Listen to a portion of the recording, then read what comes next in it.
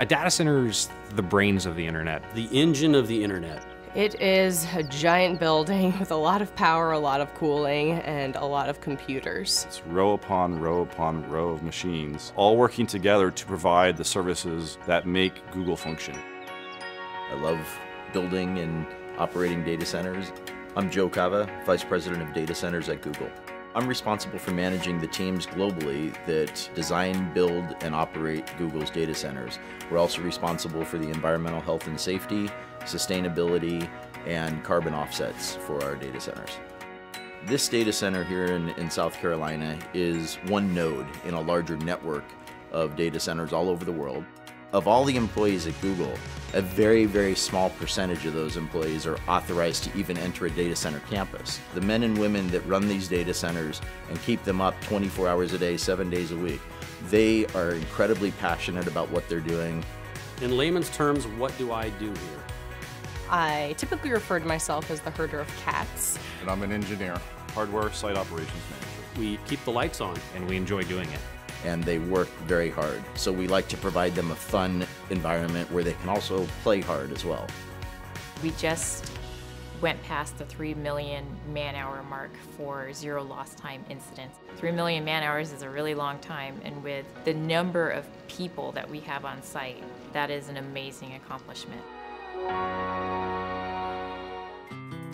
I think the Google data centers really can offer a level of security that almost no other company can match. We have an information security team that is truly second to none. You have the expression, they wrote the book on that. Well, there are many of our information security team members that have really written the books on best practices in information security. Protecting the security and the privacy of our users' information is our foremost design criteria.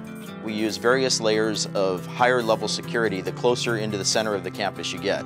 So just to enter this campus, my badge had to be on a pre-authorized access list. Then to come into the building, that was another level of security. To get into the secure corridor, which leads to the data center, that's a higher level of security. And the data center and the networking rooms are the highest level of security. And the technologies we use are different. Like for instance, in our highest level areas, we even use underfloor intrusion detection via laser beams. So I'm going to demonstrate going into the secure corridor now.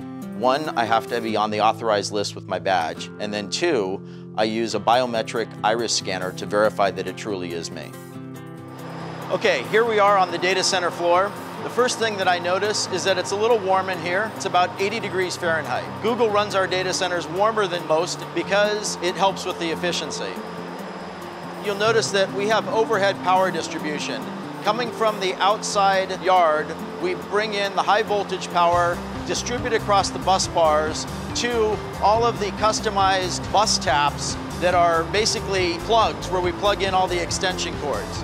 All of our racks don't really look like a traditional server rack. These are custom designed and built for Google so that we can optimize the servers for hyper efficiency and high performance computing. It's true that sometimes drives fail and we have to replace them to upgrade them because maybe they're just no longer efficient to run. We have a very thorough end-to-end chain of custody process for managing those drives from the time that they're checked out to the server till they're brought to an ultra-secure cage where they're erased and crushed if necessary. So any drive that can't be verified as 100% clean, we crush it first, and then we take it to an industrial wood chipper where it's shredded into these little pieces like this. In the time that I've been at Google for almost 6.5 years now, we have changed our cooling technologies at least 5 times.